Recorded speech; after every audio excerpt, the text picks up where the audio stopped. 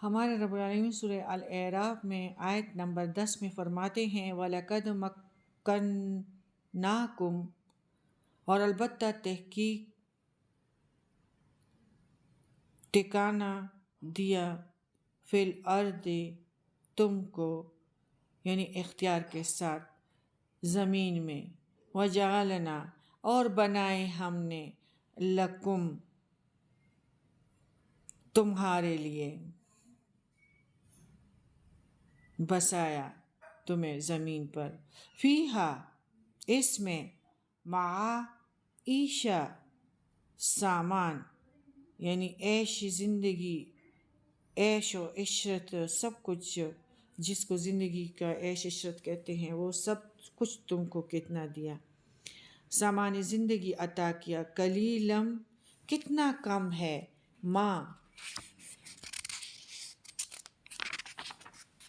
ما تشکرون تم کتنا کم تم شکر کرتے ہو۔ شکر کرنا یعنی بے شمار نعمتیں ہمیں اللہ تعالیٰ نے دیے ہیں اور ساروں کو اپنے گھروں میں خوش رکھا ہے، کوئی کسی کے گھر کے لیے نہیں تڑپتا، ساروں کو اپنے گھر میں اور اپنے بستر میں اور ٹوٹے چرپائی میں ہی صحیح وہ ان کو نیند آتی ہے اور صحیح طرح سے وہ سو جاتے ہیں، اور ہر بندہ اپنی زندگی میں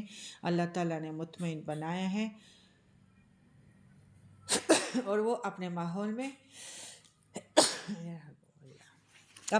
میں خوش رہتا ہے۔ کوئی بندہ اپنے ماحول سے ہٹ کے خوش نہیں رہ سکتا، یہ بھی اللہ تعالیٰ کی نعمتوں میں سے ایک بڑی نعمت ہے۔ اللہ تعالیٰ نے جسم چھپانے کے لیے ہر کسی کو کپڑے دیے ہیں، پھر نعمتوں سے، بچوں سے، گھر سے اور ساری چیزوں سے اس کے گھر کو مالا مال کیا ہے، لیکن ہر انسان جو ہے اس کی طرف دھیان نہیں کرتا کہ اس کا گھر کتنی نعمتوں سے بھرا ہوا ہے، اور یہ ساری چیزوں کو پس پش ڈالتا ہے اور ان چیزوں کو چاہتا ہے جو اس کے پاس وہ چیز ہوتی نہیں ہے۔ انسان اللہ کے شکر گزار بندے بن جاتے تو کتنا اچھا ہوتا، اللہ تعالیٰ ان کو شکر کی وجہ سے کس قدر زیادہ دیتا، لیکن یہ ناشکر بھی شیطان ہی کرتا ہے جو اس کا صحیح دشمن ہے، اس کے پیچھے لگا ہوا ہے، لیکن ایسا خیال بہت کم لوگوں کو آتا ہے کہ ہمیں اللہ کا احسان یاد کرنا چاہیے اور اللہ کا شکر گزار بندے بننے چاہیے تاکہ اللہ تعالیٰ اس کی وجہ سے ہمیں اور زیادہ دے۔ ہمارے رب العالمین فرماتے ہیں وَلَقَدْ خَلَقْنَاكُمْ، اور البتہ تحقیق پیدا کیا ہم نے تم کو، ثُمَّ صَوَّرْنَاكُمْ صورت دی ہم نے تم کو، ثُمَّ پھر کہا ہم، قُلْنَا ہم نے، لِلْمَلَائِكَةِ فرشتوں سے، لِلْمَلَائِكَةِ اسْجُدُوا لِآدَمَ کہ سجدہ کرو آدم کو، فسجدوا الا ابلیس بس انہوں نے سجدہ کیا سوائے ابلیس کے، لم یکم من الساجدین نہیں وہ تھا سجدے کرنے والوں میں سے، قال فرشتہ تو ابلیس نہیں تھا، جنوں میں سے تھا، اور اس بات کا کہ اس نے کہا کہ اس کام کے لیے تو فرشتے فرشتے انسان کے کام کے لیے بنائے گئے ہیں، اور اس نے یہ کہ میں آگ سے بنایا ہوا ہوں، اور آگ کے شعلے اوپر جاتے ہیں اور مٹی نیچے آتی ہیں، اور اس نے اس پہ یعنی تکبر کیا۔ کالا ما منہا کا کیا پھر فرمایا میں نے حکم دیا تھا تم کو، اللہ تسجدہ جدا کس چیز نے منع کیا تجھ کو سجدے سے، اذا امرتک جب کہ قالا انا خیر منہ، کہا کہ میں بہتر ہوں، شیطان نے کہا کہ میں آدم سے اچھا ہوں۔ خلقتنی،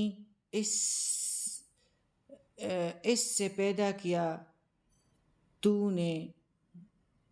من النار، مجھ کو آگ سے، وخلقتہ من طین، اور اس کو تو نے پیدا کیا مٹی سے۔ قال فاہبط منہا، فرمایا بس اتر جاؤ اس میں سے، فما یکون، تو نہیں ہے، لکا، نہیں ہے تیرے لیے جائز، ان تتکبرا، کہ تو تکبر کرے اس میں، فاخرج، بس نکل جاؤ، انکا من الصاغرین، بس نکل جاؤ، بے شک تو چھوٹا بننے والوں میں سے ہے۔ قال، کہا، انظرنی، مہلت دے مجھ کو، الی یوم یبعثون، اس دن تک کہ وہ دوبارہ اٹھائے جائیں گے، یعنی کہ مجھے مہلت دے کہ میں انسان کے آگے پیچھے لگوں گا اور اس کے نیکیوں کے راستے میں رکاوٹیں ڈالوں گا۔ تو اور نبی کریم صلی اللہ علیہ وسلم حدیث ہے کہ ایک لکیر کھینچی تھی، اور پھر اس پہ دوسری ایک سیدھا لائن اور پھر اور لائن، جس طرح ہم پلس والے نشان پہ اوپر والا ایک لائن نکالتے ہیں، تو اسی طرح سیدھی لکیر کھینچی اور پھر اس کے راستے نکال دیے۔ تو سیدھی کہا کہ اللہ کے حکم کے ماننے والے، اور جو ادھر ادھر کے ہیں تو یہ نافرمانی میں جو گمراہ ہو جائے اور تھک جائے، اور پھر اس کے جو ہے سرکش شیطان کے راستے پہ چلنے کے لیے بہت سارے راستے ہیں، اور سیدھا راستہ جو ہے وہ بہت آسان ہے۔ تو یہ نبی کریم صلی اللہ علیہ وسلم نے سیدھے راستے کی نشاندہی اس طرح کی تھی۔ اور ابلیس نے یہ کہا کہ مٹی تو اوپر سے نیچے کو گرتی ہے، اور میں تو آگ سے بنا ہوں، آگ اپنی شکل اور رنگ جو ہے وہ بدل سکتی ہیں، مگر مٹی میں بغیر محنت کے یہ صفت نہیں پائی جاتی۔ آگ ہر چیز کو جلا کر فنا کر دیتی ہے، جبکہ مٹی میں اس طرح کوئی چیز نہیں ہے۔ آگ کی طبیعت میں سرکشی ہے، مٹی کی طبیعت میں انکساریت، تواضع ہے۔ اس آگ کی فطرت کی بنا پر ابلیس نے اللہ کی نافرمانی کی، تکبر کی راہ اختیار کی، اور وہ راندے درگاہ الہی بن گیا۔ آدم سے اللہ کی نافرمانی ہو گئی، اور پھر تو اس نے پھر انکساری تھی نا، اللہ سے اس گناہ کی معافی مانگ لی اور اللہ کے مقرب بن گئے۔ اور شیطان جو تھا وہ اس پر اللہ کی لعنت ہوئی، ذلیل خوار ہوا، اور لعنت ہمیشہ کے لیے اس کا مقدر ہو گئی۔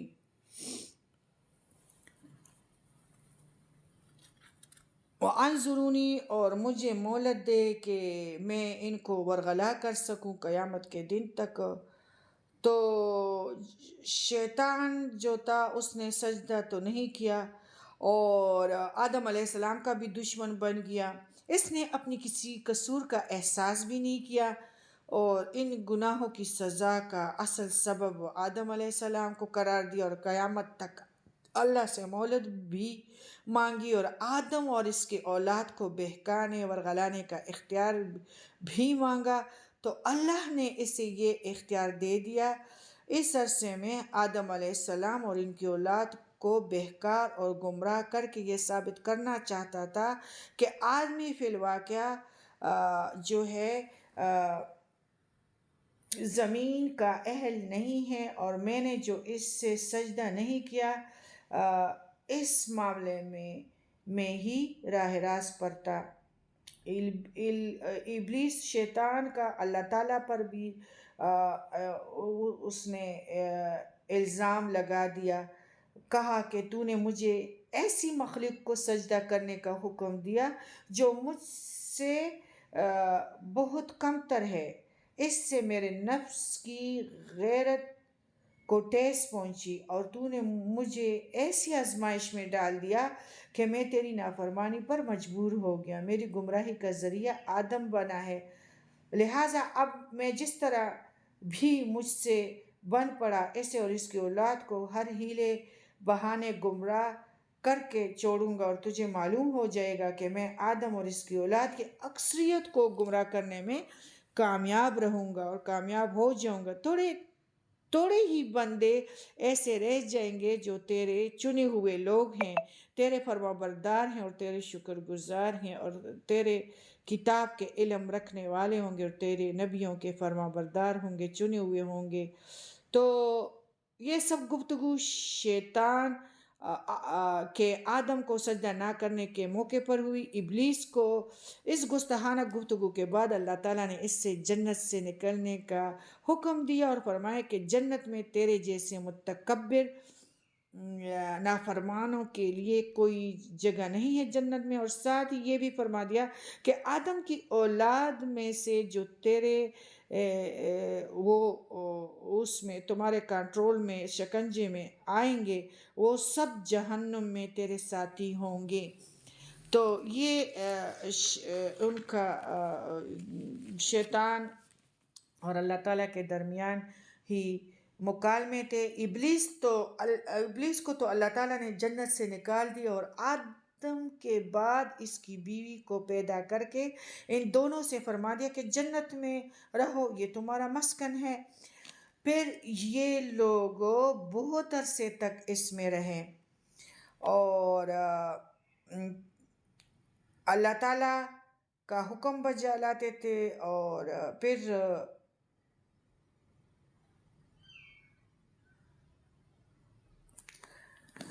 یہ اس میں تھے، اور اللہ تعالیٰ نے ان کو کہا کہ اس درخت کے قریب بھی نہ جاؤ۔ درخت یہ کون سا تھا،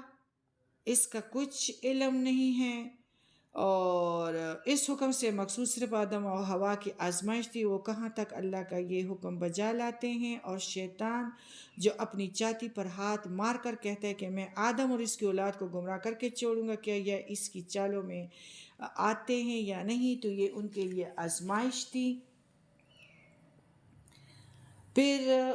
نبی کریم صلی اللہ علیہ وسلم نے فرمایا کہ شیطان جو ہے وہ انسان کے رگوں میں یوں دوڑتا ہے جیسے انسان کا خون دوڑتا ہے، بخاری۔ انسان کو یہ سبز باغ دکھا کر گمراہ کرتا ہے کہ اگر یہ کام کرو گے تو تمہاری حالت موجودہ حالت سے بدرجہ بہتر ہو سکتی ہے، اور فلاں کام کرنے سے تمہارے کاروبار میں خاص ترقی ہو سکتی ہے۔ اس لیے انسان جب کسی پوسٹ پہ آ جاتے تو حرام اور حلال کا کچھ خیال نہیں کرتا، اور وہی شیطان کے سبز باغ جو دکھائے ہوئے ہوتے ہیں وہی مال اپنے بچوں کو اور اپنی بیوی کو لا کے دیتا ہے۔ اور ایسے ہی سبز باغ اس نے حضرت آدم علیہ السلام کو دکھائے، اگر تم اس درخت کو کھا لو گے تو پھر فرشتوں کی طرح یا فرشتے بن جاؤ گے، تو پھر تمہارا اس جنت سے نکلنے کا سوال ہی پیدا نہیں ہوگا۔ اور ابلیس نے سبز باغ ہی نہیں دکھائے تھے بلکہ طرح طرح کے دلائل اور اس کے دل میں ڈال کر ایسے یقین دہانی دکھائی کہ فی الواقع اس کے لیے بہتری اور اس کی خیر خواہی کی رائے یہ ہے کہ اس میں سے اس کا اپنا کچھ مفاد نہیں ہے، اتنا یعنی دوست بن کے آیا، اور یقین دہانی کے لیے اگر اسے قسمیں بھی کھانا پڑے تو اس نے یعنی قسمیں بھی کھائے۔ اور اسی طرح انسان بھی شیطان کی شکل میں آتا ہے، اور وہ انسان ہی ہوتا ہے، اور وہ قسمیں بھی کھاتا ہے اور یاد دہانی کہ میں تیرا دوست ہوں، اس کے لیے اس طرح غلط کام جو ہے وہ آسان کر دیتے ہیں اور فحاشی کے دروازے اس کے لیے کھول دیتے ہیں۔ انسان بھی شیطان کی صورت میں آتے ہیں، شیطان انسان کی صورت میں بھی آ سکتے ہیں، اور جنسی معاملات میں بہت سارے لڑکے اور لڑکوں اور عورتوں اور مردوں کو بے راہ بنا دیتے ہیں۔ اللہ نے انسان میں فطری طور پر جو شرم و حیا کا جذبہ رکھ دیا ہے، اس جذبے کو کمزور تر بنا دینے کا کام سب سے پہلے ابلیس کا ہے کہ ابلیس یہ لوگوں کے لیے یہ کام آسان کر دیتا ہے کہ وہ اپنی شرمگاہوں کو دکھانے پہ لگ جاتے ہیں اور اپنے آپ کو ماڈرن سمجھتے ہیں اور اپنے رسم و رواج کا ایک حصہ سمجھتے ہیں، اور عورتوں کو بے حیا بنا کر بازار میں لا کے کھڑا کیا ہے، اور اختلاط مرد و زن کی ساری راہیں جو ہے آسان کیے ہیں۔ عورتوں کے گھر میں رہ کر بچوں کی دیکھ بھال کو ان لوگوں نے عورتوں کے لیے قید خانے کا نام دے رکھا ہے، جو شیطان کے ہیلے ہیں اور چیلوں میں سے ہیں، تو ان لوگوں نے ان کو قید خانے کا نام دیا ہے اور پردے کو ترقی کی راہ میں سب سے بڑی رکاوٹ قرار دینے کا نام دیا ہے۔ سب کچھ شیطان کی سکھائی ہوئی چالیں ہیں جس پہ آج کل ہم سارے چل رہے ہیں۔ جس طرح آدم علیہ السلام نے بھی اس درخت کا پھل کھا لیا اور شیطان اسی طرح اندھیروں کو سبز باغ دکھاتا ہے جس سے اللہ تعالیٰ نے ہمیں منع کیا ہے، اور اسی سبز باغ میں جب انسان داخل ہوتا ہے تو رسوائی اور ذلت کے سوا، بے غیرتی کے سوا، عزت پاش ہونے کے سوا کچھ نہیں ہوتا۔ یہ شیطان کے دام میں جو پھنس گیا وہ ذلیل ہو گیا، اور مدت تو گزرنے کے بعد بھی ان کو کبھی عزت نصیب نہیں ہوتی، اور بہت عزت والی اور سکون والی زندگی کو دو پہ لوگ لگا لیتے ہیں اور بڑی اطمینان اور سکون والے زندگی کو جو ہے دور چھوڑ دیتے ہیں، اللہ تعالیٰ کے حکموں کو بھول جاتے ہیں اور شیطان کے اکسانے پر نافرمانی میں لگ جاتے ہیں، اور نافرمانی کا جو ہے جزا وہ جہنم کے بے سکونی کے اور ذلت کے علاوہ اور کچھ بھی نہیں ہے۔ شیطان دلوں میں وسوسے ڈالتے ہیں، سبز باغ دکھاتا ہے، جس طرح آدم علیہ السلام کو درخت کا پھل کھانے پہ مجبور کیا، اور اسی طرح انسان کو اکساتا ہے کہ میں تیرا دوست ہوں اور تم کامیاب ہو جاؤ گے، اور وہ کامیابی کے بجائے اس کو خراب کر دیتا ہے۔ شرم و حیا کا جذبہ اپنے مقامات سطر کو ڈانپ رکھنا عورت اور مرد دونوں کی فطرت کے اندر داخل ہیں۔ آپ اگر دیکھا جائے جب بچے سے ہم پیمپر اتارتے ہیں تو وہ ایک دم اچلنے لگتا ہے، ڈر جاتا ہے، تو یہ فطرتی طور پہ ہر بندے میں جو ہے شرم اور حیا موجود ہے۔ اور یہ جو عورتوں نے کپڑے اتار دیے ہیں یا مردوں نے، اور یا مرد اور عورتیں اکٹھے بیٹھنے پہ خوش ہو گئے ہیں اور ان لوگوں نے اپنے سطر کھول دیے ہیں، تو یہ بھی شیطان کے چیلے ہیں اور اپنی شرمگاہوں کو کھلا چھوڑ دیا ہے۔ ان کو چھپانا چاہیے تھا، اللہ تعالیٰ کا حکم ان لوگوں نے پیٹھ پیچھے پھینک دیا، اور جو بدن کو ڈانپنا تھا ان لوگوں نے حیوانوں کی طرح اس کو کھلا چھوڑ دیا، جس طرح بکریاں اور بھینسیں اور بندر جو اپنے سطر میں نہیں ہوتے، اسی طرح عورتوں اور مردوں نے اپنے سطر کھول دیے ہیں۔ ان کو اس پہ اپنے آپ کو ترقی یافتہ سمجھتے ہیں، ماڈرن سمجھتے ہیں، اور قرآن جو ہے ان سب باتوں کی پرزور تردید کرتا ہے کہ وہ انسان کو ایک مستقل اور الگ مخلوق کی حیثیت دیتا ہے جو آدم سے شروع ہوئے۔ آدم کا پتلا اللہ تعالیٰ نے اپنے ہاتھ سے بنایا، پھر اسے سنوارا اور بہت اچھی شکل و صورت بنائی، پھر اس میں اپنی روح سے پھونک کر اسے باقی مخلوق سے افضل بنایا۔ مگرمچھ، مچھلی، چوہے سارے اس سے شکل گھوڑے کی طرح اس کا شکل لٹکا نہیں ہوا ہے. بڑے مناسب جگہ پہ ناک ہے، بڑی مناسب جگہ پہ اس کے ہونٹ ہیں، بڑی مناسب جگہ پہ اللہ تعالیٰ نے اس کی آنکھیں لگائی ہیں، لیکن وہ اس نعمتوں کا شکر اس نے ادا نہیں کیا. اور اللہ تعالیٰ نے اس کو حقیقی علم عطا کیا، قرآن عطا کیا. علم کے ذریعے سے اللہ تعالیٰ نے اس کو سروں سے بلند کیا. لیکن جس طرح آدم علیہ السلام سے غلطی ہوئی، اسی طرح انسان نے بھی وہی کام کیے. جس طرح ابلیس سے باس پرس ہوئی تو اس نے اعتراف کرنے کی بجائے تکبر کیا اور اکڑ بیٹھا،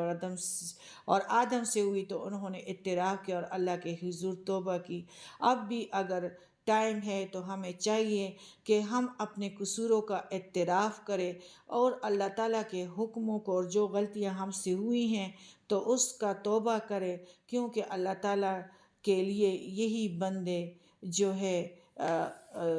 سخت نافرمان ہیں، جو شیطان کے مکر اور فریب اور سبز باغوں میں آ جاتا ہے اور نافرمانی اللہ کے اور رسول کی نافرمانی پہ لگ جاتا ہے. تو اللہ تعالیٰ نے ایسے لوگوں سے ہم کلام بھی نہیں ہونا ہے. اللہ تعالیٰ اپنا دیدار بھی نہیں کروائے گا، اور ادھر زمین میں بھی اس کو ذلیل کرے گا آخرت میں. اللہ تعالیٰ ہمیں اپنے ستر چھپانے کی جو ہے، ہم موہش شیطان کے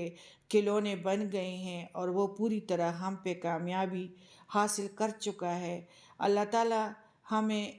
شیطان سے ہمیں آزادی دیں، اور اللہ تعالیٰ ہمیں اپنے فرما بردار بنائیں، اور اس علم کے ذریعے سے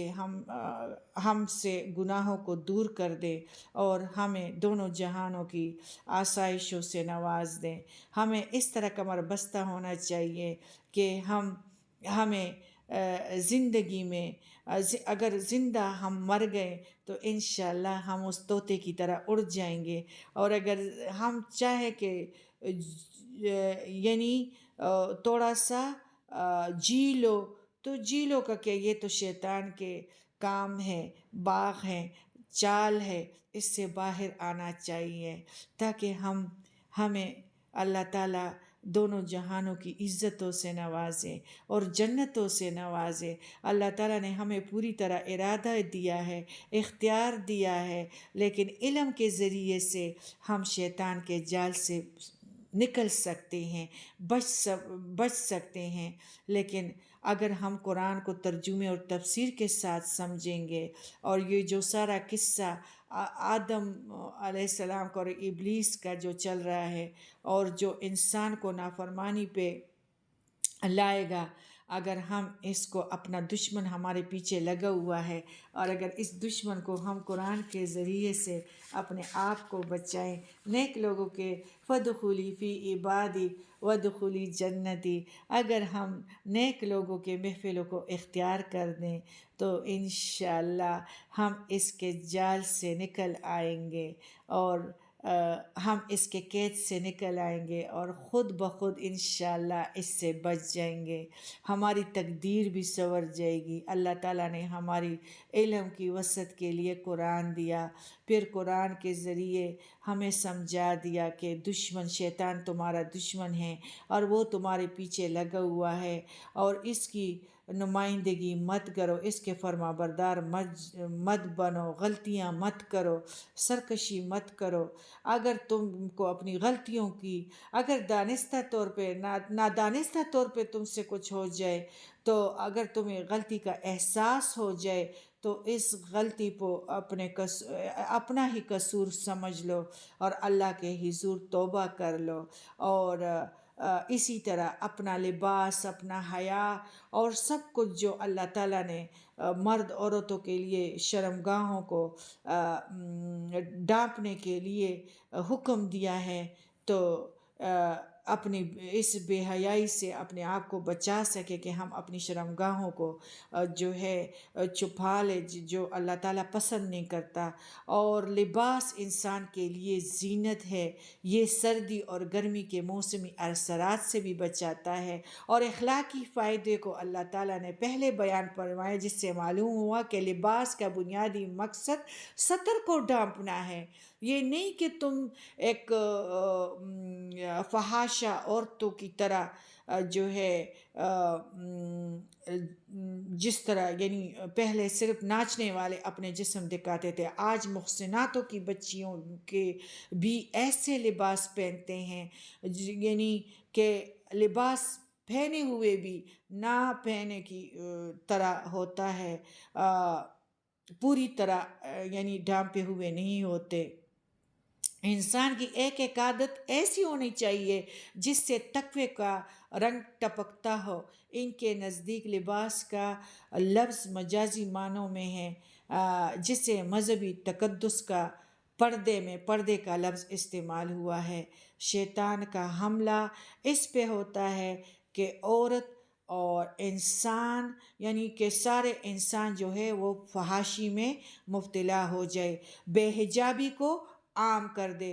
اور تمہارے پردہ شرم اور حیا کو تار تار کر دے۔ تیسرا یہ کہ تمہارا دشمن تو تمہیں دیکھ رہا ہوتا ہے جبکہ تم شیطان کو نہیں دیکھ سکتے۔ ظاہر ہے کہ ایسے دشمن اپنے مد مقابل انسان پر وار اس وقت کرتا ہے جبکہ وہ غفلت میں پڑا ہوا ہو۔ تو آج ہم اللہ تعالیٰ اور قرآن سے دور ہیں، غفلت میں ہیں، ہم نے کپڑے اتار دیے ہیں اور صرف شیطان کی باتوں پہ کیا ہے نفس کی باتوں پہ چلتے ہیں اور ایمان نہیں لاتے۔ ایمان لانے والے اللہ کے فرما برداری میں رہتے ہیں، اور ایسے جو خود شیطان کو دیکھتا ہے لیکن شیطان اسے نہیں دیکھ سکتے، تو یہ بالکل الٹ معاملہ ہو جاتا ہے۔ ایسے لوگوں پر شیطان کا حملہ بہت کم کارگر ہوتا ہے۔ اگر کسی وقت وہ شیطان کے بہکاوے میں تقوی والے لوگ آ بھی جائے تو اللہ سے معافی مانگتے ہیں، اور مانگ کر اس کے دامن میں پھر اللہ تعالیٰ کے دامن میں پناہ لے کر شیطانی حملے کے اثر سے پاک اور صاف ہو جاتا ہے اور دور رہتا ہے۔ اکثر عربوں میں ننگا ہو جانے کو کوئی مطلب عیب نہیں سمجھتے تھے۔ بغیر پردے یا اوڑھ کے ننگے نہانا، راستے میں ہی بلا جھجک رفع حاجت کے لیے بیٹھ جانا، محفل میں کسی کے ستر کھل جانے کو وہ عیب نہیں پیارے نبی سے پہلے عیب نہیں سمجھتے تھے۔ اہل عرب ہی کا